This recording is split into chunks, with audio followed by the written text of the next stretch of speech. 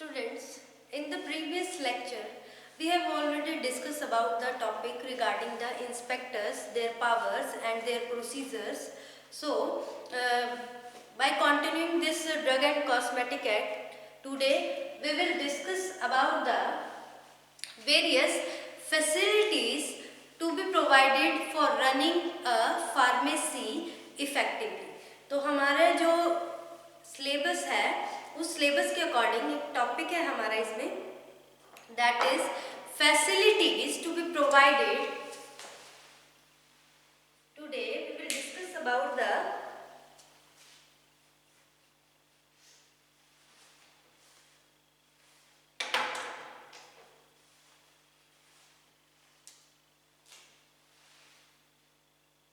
facilities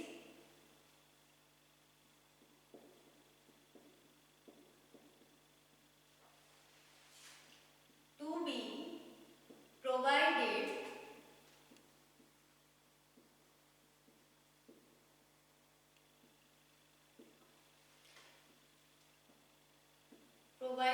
for running a, किस तरह से for running a pharmacy,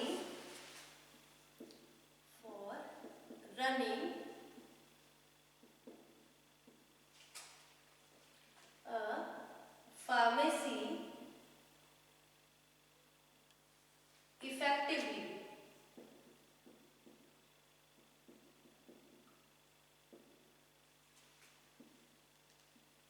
So this is the next topic. ये हमारा टॉपिक है आगे कि एक फार्मेसी को चलाने के लिए, फार्मेसी शॉप को चलाने के लिए किस तरह से क्या क्या फैसिलिटी, क्या क्या जो प्रोविजंस है, क्या क्या फुलफिलमेंट्स करनी पड़ती हैं, तो उसके रिगार्डिंग हम डिस्कस करेंगे. सो स्टूडेंट्स, इसमें जो भी फार्मेसी का डिप्लोमा करते हैं या फिर काम करते हैं हॉस्पिटल में, डिस्पेंसरीज में, केमिस्ट शॉप में, ड्रगिस्ट शॉप में जो काम करते हैं अपना, उनके लिए बहुत ही इम्पोर्टेंट है. उनको पता होना चाहिए कि क्या क्या जो according to drug and cosmetic act के अकॉर्डिंग क्या क्या रिक्वायरमेंट है, जिसकी फुलफिलमेंट करके ही हम आगे जो फार्मेसी है उसको बड़ी इफेक्टिवली चला सकते हैं. सो इसमें सबसे पहले जो मिनिमम इक्विपमेंट आ जाते हैं for the efficient running of the pharmacy, which is led by the, किसने बताया है, जो कि शेड्यूल एन में आ जाते हैं of drug and cosmetic act. Drug and cosmetic act के अकॉर्डिंग इसमें कुछ इक्विपमेंट्स आ जाते हैं शेड्यूल एन के अकॉर्डिंग. वो इक्विपमेंट्स सारे फुलफिल होने चाहिए. अगर वो इक्विपमेंट्स हमारे फार्मेसी शॉप पे नहीं है तो इट मीन्स हम उस फार्मेसी शॉप की जो भी ड्रग एंड कॉस्मेटिक एक्ट ने हमें जो भी कहा है कि ये प्रोविजंस होने चाहिए वो फुलफिल नहीं कर रहे, तो वो एक तरह से ऑफेंस में भी कंसीडर किए जा सकते हैं. सो सबसे पहले तो जो रिक्वायरमेंट है दैट इज प्रीमिसेस. सबसे पहला हम इसमें देखते हैं प्रीमिसेस के बारे में.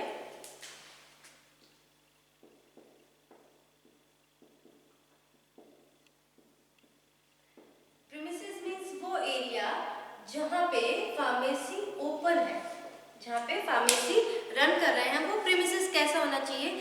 सबसे पहले अगर हम बात करें, जब भी हम फार्मेसी शॉप पे जाते हैं तो उसमें वहाँ पे एक इंस्क्रिप्शन लिखा होना चाहिए कि ये यहाँ पे फार्मेसी है. इंस्क्रिप्शन मतलब कि लिखित में होना चाहिए वहाँ पे कि फार्मेसी. आप बड़े बड़े मल्टी स्पेशलिस्ट हॉस्पिटल्स में जाते हैं तो वहाँ दूर से ही दिख जाता है कि यहाँ पे फार्मेसी है. ऊपर टैग्स लगे होते हैं भी ये फार्मेसी का वे है, तो इंस्क्रिप्शन, फार्मेसी के आगे इंस्क्रिप्शन लगी होनी चाहिए कि यहाँ पे फार्मेसी है, उसकी एंट्रेंस पे सबसे पहले. उसके बाद इसमें सबसे पहला पॉइंट आ गया कि एंट्रेंस पे इंस्क्रिप्शन होनी चाहिए.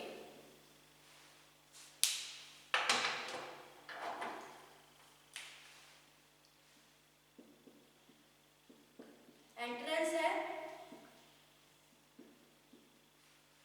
इंस्क्रिप्शन होना चाहिए किसका,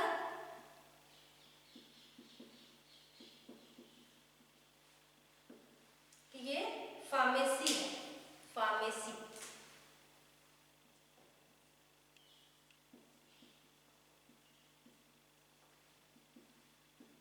इस तरह से वहाँ पे लिखा होना चाहिए।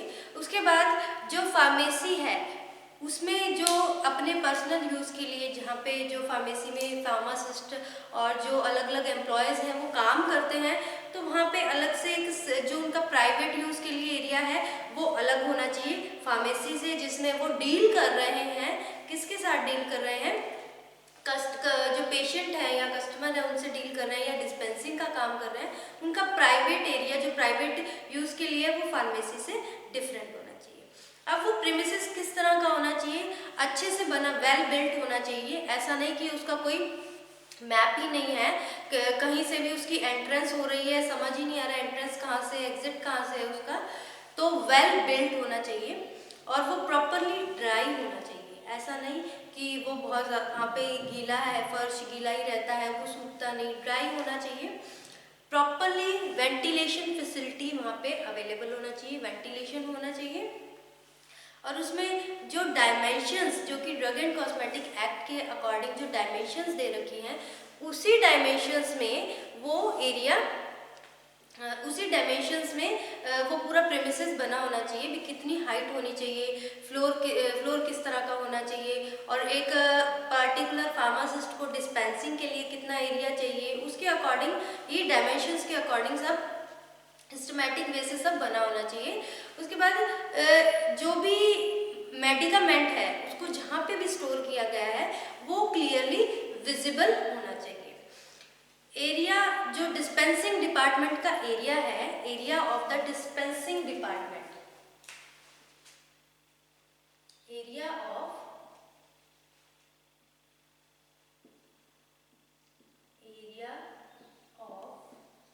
डिस्पेंसिंग डिपार्टमेंट, उसका एरिया भी मेंशन कर रखा है। वो कितना होना चाहिए? That is about 6 square metres, 6 square metres, ये इतना एरिया होना चाहिए डिस्पेंसिंग का। अगर वहाँ पे एक फार्मासिस्ट काम कर रहा है, एक से ज़्यादा एडिशनल फार्मासिस्ट वहाँ पे काम कर रहा है, तो उसका एरिया भी प्लस हो जाएगा 2.5 स्क्वायर मीटर। ये किसके लिए है? फॉर एडिशनल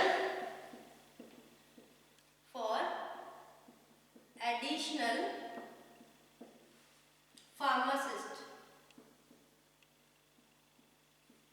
एडिशनल फार्मासिस्ट जो कि डिस्पेंसिंग के लिए वहाँ पे काम कर रहा है। अब बात आती है कि उसकी डायमेंशंस, जहाँ पे भी जो प्रेमिसेस है उसकी हाइट कितनी होनी चाहिए? उसकी हाइट 2.5 मीटर्स तक होनी चाहिए। फ्लोर कैसा होना चाहिए? फ्लोर की बात करें, फ्लोर बिल्कुल स्मूथ होना चाहिए, वॉशेबल होना चाहिए। ऐसा नहीं कि उसको वॉश करें तो वो साफ नहीं हो पा रहा। उसके बाद वॉल्स, जो प्रीमिसेस हैं फार्मेसी की, वॉल्स कैसी होनी चाहिए? वो टाइल्ड होनी चाहिए, प्रॉपर टाइल्स लगी होनी चाहिए उसकी वॉल्स पे, या फिर उस पर ऑयल पेंट होना चाहिए। ऐसा नहीं कि सिंपल पेंटेड हो, ऑयल पेंट, इट मीन्स वो स्मूथ होनी चाहिए। उसमें टाइल्स भी हो सकती है, इंक्लूड हो सकती है, या फिर ऑयल पेंट भी हो सकता है। अब सबसे इम्पॉर्टेंट चीज़ कि वहाँ फार्मेसी पे वाटर की quantity, ample quantity of water available होना चाहिए, क्योंकि कई बार पेशेंट होते हैं वहीं पे उनको डिस्पेंस करके साथ के साथ उनको मेडिसिन का इंटेक करना पड़ता है। तो जो वाटर है उसकी एम्पल क्वांटिटी वहाँ पे अवेलेबल होनी चाहिए। उसके बाद जो डिस्पेंसिंग डिपार्टमेंट है, that is should be separated from the, जो जहाँ पे डिस्पेंसिंग कर रहे हैं वो अलग होना चाहिए, जहाँ पे पब्लिक इंटरफेरेंस ना हो या फिर पब्लिक एडमिशन ना हो, उस एरिया से वो अलग होना चाहिए। So this is about the premises कि किस तरह से होनी चाहिए, उसकी हाइट कैसी होनी चाहिए। प्रीमिसेस में ये सारे फैक्टर आ जाएंगे, इसकी हाइट,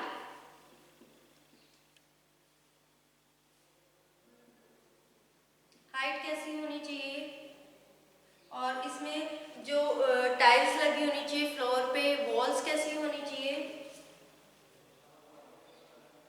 उसकी वॉल्स कैसी हैं, और जो डिस्पेंसिंग डिपार्टमेंट है वाटर की फैसिलिटी होनी चाहिए, वाटर अवेलेबल होना चाहिए। और इसमें फिर उसके बाद इसमें ये आता है कि डिस्पेंसिंग जो डिपार्टमेंट है, जहाँ पे जो फार्मासिस्ट है डिस्पेंसिंग कर रहा है, वो अलग होना चाहिए, सेपरेटेड होना चाहिए, ताकि पब्लिक इंटरफेरेंस उसमें ना हो। This is about the premises. उसके बाद हम बात करें नेक्स्ट की, तो दैट इज वहाँ का फर्नीचर के बारे में। फर्नीचर किस तरह का होना चाहिए, ये सब किसके अकॉर्डिंग है, ड्रग एंड कॉस्मेटिक एक्ट के अकॉर्डिंग बता रहे हैं कि उन्होंने ये चीज़ मेंशन कर रखी है कि आपको ये सारी चीज़ें फुलफिल करनी चाहिए, ताकि आप अपने जो फार्मेसी शॉप है उसको, फार्मेसी को इफेक्टिवली रन कर सके, स्मूथली रन कर सके। फर्नीचर की बात करें, इसमें जनरल चीज़ें ही हैं भी, कौन सी चीज़ कैसी कैसी होनी चाहिए।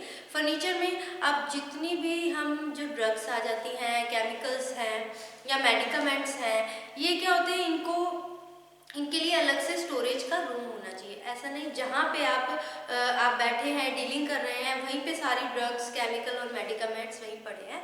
उनका रूम होना चाहिए, प्रॉपरली उसकी स्टोरेज होनी चाहिए, उनको प्रॉपरली शेल्फ और रैक्स मिली होनी चाहिए, और इस तरह से स्टोरेज होनी चाहिए कि वो डिट्यूरेशन ना हो उनकी, वो खराब ना हो। स्पेशल टाइप के कंटेनर में उनको स्टोर करके रखना चाहिए, ताकि वो उन पे इफेक्ट ना पड़े, वो खराब ना हो। उसके बाद फर्नीचर की बात कर रहे हैं, तो इसमें क्या आ जाते हैं, ड्रॉर्स आ जाते हैं, ग्लासेस आ जाती हैं, कुछ कंटेनर्स आ जाते हैं, जो किस लिए यूज होते हैं, फॉर द मेडिकामेंट, उसके अकॉर्डिंग सूटेबल होना चाहिए। अब इसमें जो साइज है कंटेनर का, वो इस तरह से होना चाहिए कि वो जैसे हमारे मेडिकामेंट है उसके अकॉर्डिंग अलग अलग साइज के कंटेनर्स होने चाहिए, अच्छे से उसको टाइटली क्लोज करके रखें, उस पर डस्ट ना पड़े, लेबल प्रॉपरली उसको लेबल किया जाए, साइज अप्रोप्रिएट होना चाहिए। और जहाँ पे हम जो भी ड्रॉर्स वगैरह, रैक वगैरह बना रहे हैं, जहाँ पे हम अपना मेडिकामेंट स्टोर कर रहे हैं, वहाँ से वो ईजिली एक तो रीचेबल होना चाहिए। ऐसा नहीं कि जब हम डिस्पेंसिंग कर रहे हैं तो वो जो प्रोडक्ट है वहाँ तक हमारा हाथ नहीं पहुँच पा रहा, या फिर कोई ऐसी अरेंजमेंट नहीं है कि हम ईजिली वहाँ तक पहुँच सकें। तो इस तरह से उसको ईजिली हम रीचेबल हों और ईजिली रीडेबल भी होना चाहिए। ऐसा नहीं कि बहुत ही दूर शेल्फ्स हैं और वो रीड करना बहुत मुश्किल हो रहा है कि हाँ बहुत दूर दूर शेल्फ्स रखी हुई हैं, बहुत दूर दूर रैक्स बने हुए हैं, वो रीड करना बहुत डिफ़िकल्ट हो रहा है, तो ईजिली रीडेबल होना चाहिए। अब वहाँ पे जो फार्मेसी, ये तो हम जनरल बातें हमने डिस्कस की कि ये इस तरह के कंटेनर होने चाहिए अलग अलग साइजेस के। उसके बाद हम इसमें बात करते हैं कि जो फार्मेसी है उसमें किस तरह का प्रोविज़न होना चाहिए। एक डिस्पेंसिंग बेंच होना चाहिए, डिस्पेंसिंग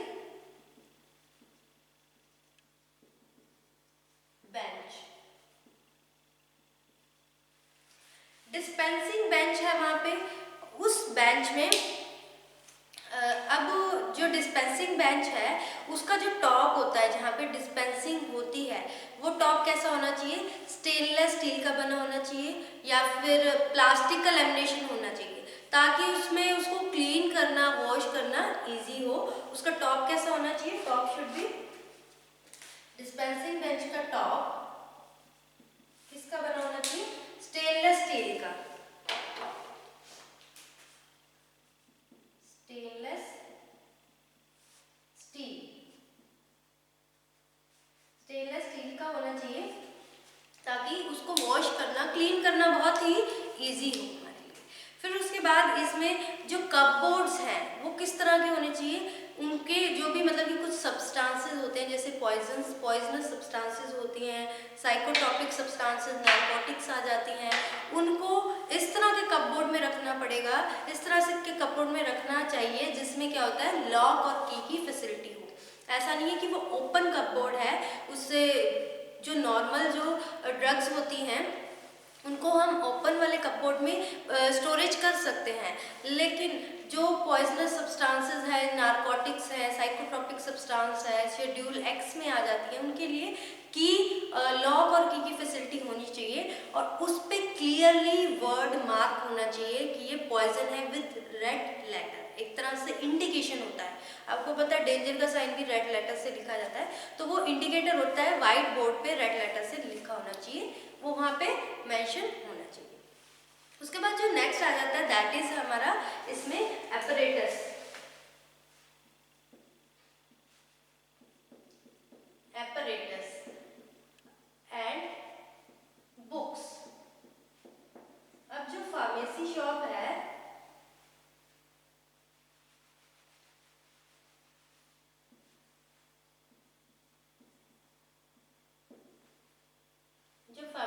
शॉप है वहाँ पे कुछ एपरेटस और बुक्स बहुत ही ज़्यादा इम्पॉर्टेंट होती हैं। मिनिमम एपरेटस वो अवेलेबल होना चाहिए विद कुछ जो नेसेसरी बुक्स हैं जो कि ऑफिशियल प्रिपरेशन के लिए बहुत ज़्यादा इम्पॉर्टेंट है, वो अवेलेबल होना चाहिए। अब हम बात करें एपरेटस की, तो इसमें कुछ प्रिस्क्रिप्शन में इस तरह की चीज़ें होती है जो डिस्पेंस करने में हमें एपरेटस के लिए सबसे पहले तो डिस्पेंसिंग बैलेंस होना बहुत ज़रूरी है। एपरेटस की बात करें, इसमें आ जाते हैं dispensing balance, beakers, bottles,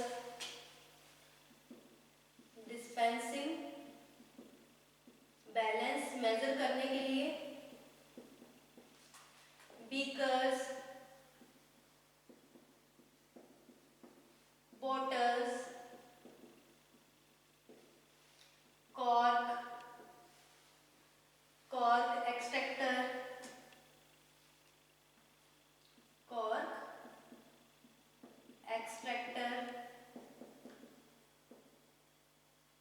and so on. बाकी बहुत सी चीज़ें हैं जैसे इवेपोरेटिंग डिशेस आ गए, फिल्टर पेपर आ गए, litmus paper, पेसल and motor, measuring cylinders 10 ml के, 25 ml के, और इसमें थर्मामीटर हो गया, ट्राइपॉड स्टैंड, वाटर बाथ, जो पिल स्टोर करने वाली मशीन होती है उस पर स्पैचुला, रबर स्टैम्प्स वगैरह, ये सब चीज़ें क्या होती हैं, ऑइंटमेंट पॉट्स हो गए, ऑइंटमेंट स्लैब हो गई जो कि बेकलाइट की बनी होती है, and suitable caps, pipette of different size जैसे 2 ml की, 5 ml की, अलग अलग 10 ml की पिपेट्स भी अवेलेबल होनी चाहिए। तो ये सारे अपरेटस हैं जो कि अवेलेबल होने चाहिए, जो कि आप देखो हमारी लैब्स में भी होते हैं डिस्पेंसिंग के लिए जो नेसेसरी है, ये सब अवेलेबल होनी चाहिए। उसके बाद तो कुछ बुक्स आ जाती हैं। अब इसमें बुक्स में क्या आ जाता है, जो बुक्स फॉर्मुलेशन को बनाने के लिए ऑफिशियल बुक्स होती हैं, फॉर्मुलेशन बनाने में बहुत ज़्यादा इंपॉर्टेंट रोल प्ले करती हैं। तो इसमें बुक्स कौन कौन सी आ जाती हैं, बुक्स में आ जाती हैं जैसे जो कि एक फार्मेसी शॉप पे होनी चाहिए, दैट इज सबसे पहले इंडियन फार्माकोपिया,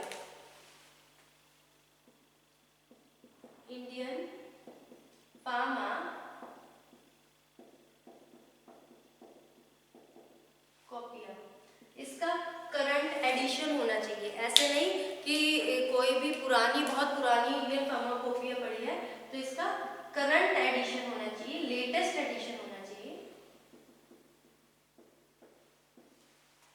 उसके बाद नेक्स्ट हमारी है और कौन सी बुक होनी चाहिए, national formulary of India, national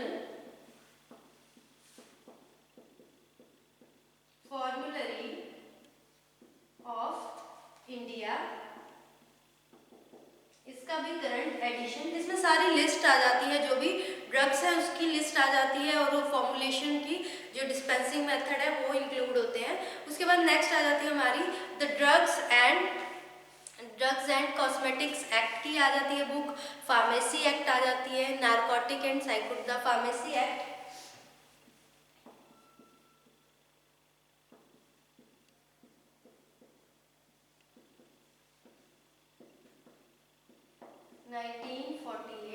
ये होनी चाहिए। ड्रग एंड कॉस्मेटिक एक्ट, ये जो हम पढ़ रहे हैं, the drugs and cosmetic act 1940 available होनी चाहिए। उसके बाद the narcotics, drugs and psychotropic substance act, the narcotic and psychotropic substance act 1985 में बना है, सब्सटेंसेस एक्ट। तो ये सब जो बुक्स हैं ये भी अवेलेबल होनी चाहिए इन द पर्टिकुलर डिस्पेंसरी। उसके बाद जनरल बात की जाए तो इसमें जनरली क्या होता है, जो रजिस्टर्ड फार्मासिस्ट होता है उसकी देखरेख, उसकी सुपरविजन में ही सारी कंडक्शन होनी चाहिए। जिसके अब जो रजिस्टर्ड फार्मासिस्ट है उसके नाम का जो लाइसेंस है वो भी डिस्प्ले कर रखा है। सब जो भी डिस्पेंसिंग हो रही है उसके सुपरविजन में होनी चाहिए, ऐसा नहीं कोई भी अनस्किल्ड पर्सन उसको कंडक्ट कर रहा है। उसके बाद जो सेकंड आ जाता है दैट इज जो फार्मासिस्ट है वो क्या क्लीन वाइट, उसका जो गेटअप है वो कैसा होना चाहिए, क्लीन और वाइट ओवरऑल। देखो आपने देखा है कि एप्रन वाइट लैब कोट और एप्रन वियर करते हैं, ये उसका गेटअप होना चाहिए। उसके बाद जो प्रीमिसेस है उसमें जो प्रीमिसेस और फिटिंग है वो सही ऑर्डर में होनी चाहिए और बिल्कुल क्लीन होनी चाहिए, जनरल अगर बात करें। उसके बाद इसमें जो भी मतलब कि प्रिस्क्रिप्शन आ रहा है, डिस्पेंसिंग हो रही है, उसका सारा रिकॉर्ड जो हमारा रजिस्टर्ड फार्मासिस्ट है वो उसको मेंटेन करके रखेंगे। देन नेक्स्ट जो भी अब पॉइजन के बारे में कहा गया है कि उसको लॉक होना चाहिए, उसकी जो कीज है वो एक ऑथोराइज्ड पर्सन के पास होनी चाहिए, उसका प्रोविजन होना चाहिए और जिस ऑथोराइज्ड पर्सन के पास होगी उसके पास लाइसेंस होना चाहिए। ही और she should be registered pharmacist होना चाहिए, उसकी सुपरविजन में, उसकी देख रेख में ही ये सब होना चाहिए, उसके पास उसको अथॉरिटी होनी चाहिए। उसके बाद कुछ जो कीज है वो ऐसा नहीं कि किसी को भी उसको अथॉरिटी, अगर मान लो कोई भी रजिस्टर्ड फार्मासिस्ट है जो उसकी अथॉरिटी संभालता है तो वो अगर वो बाई चांस किसी भी कोई भी कारण वो वहाँ पे प्रेजेंट नहीं है तो वो इसकी ड्यूटी किसी और रजिस्टर्ड फार्मासिस्ट को देके जाएगा, इसकी रिस्पॉन्सिबिलिटी सिर्फ रजिस्टर्ड फार्मासिस्ट को ही देगा। ऐसा नहीं कि वो किसी भी कोई भी वहाँ पे वर्कर है उसको उसने की अथॉरिटी दे दी, ऐसा नहीं, वो रजिस्टर्ड फार्मासिस्ट जिसने लाइसेंस होल्ड किया है उसके पास ही होगा। उसके बाद कुछ ड्रग्स ऐसी हैं जो कि शेड्यूल एक्स में आती हैं, that is specified in the schedule x. तो उसमें क्या है, उसको पहले तो वो अच्छे से डिटेक्ट करेगा कि प्रिस्क्राइबर का नाम है या नहीं है, उसके सिग्नेचर है या नहीं है और किस पर्पस के लिए कौन सप्लाई कर रहा है, किस पर्पस के लिए उसको यूज़ किया जा रहा है, उसका सीरियल नंबर और उसको प्रिस्क्रिप्शन सब डिटेल में उसको मेंशन करना पड़ेगा। तो इसमें आगे आ जाता है जनरल में कि इसका जो एंट्री है रजिस्टर के अंदर क्या क्या चीज़ें इसमें एंटर करनी होती है, ये आपको बताएंगे नेक्स्ट लेक्चर में। अभी इतना ही आप इसमें पढ़िए कि क्या होता है। अपरेटस हमने इसमें ये पढ़ा है कि अपरेटस और बुक्स में क्या क्या अपरेटस, सारे जो हमारे लैब में अपरेटस अवेलेबल होते हैं जो कि डिस्पेंसिंग के लिए रिक्वायर्ड होते हैं वो होने बहुत ज़रूरी है to run a pharmacy effectively. और कुछ बुक्स, इंपॉर्टेंट बुक्स जिसमें फॉर्मुलेशन और लिस्ट ऑफ ड्रग्स दे रखी होती है उसके बारे में भी, वो भी होनी फार्मेसी पे बहुत ज़्यादा इंपॉर्टेंट है। डिफरेंट बुक्स हैं जैसे Indian pharmacopoeia, national formulary of India, इनकी करंट एडिशन होना जरूरी, लेटेस्ट एडिशन, ऐसा नहीं कि बहुत पुराना एडिशन पड़ा है। उसके बाद drug and pharmacy act, drug and cosmetic act, narcotic and psychotropic substance, ये सब वहाँ पर प्रेजेंट होना चाहिए। अब हम नेक्स्ट लेक्चर में प्रोसीड करेंगे कि जो जनरली इसमें क्या होता है, जो रजिस्टर में किस तरह की एंट्री करनी है, क्या क्या एंट्री की जाती है, वो हम नेक्स्ट लेक्चर में प्रोसीड करेंगे। Thank you students.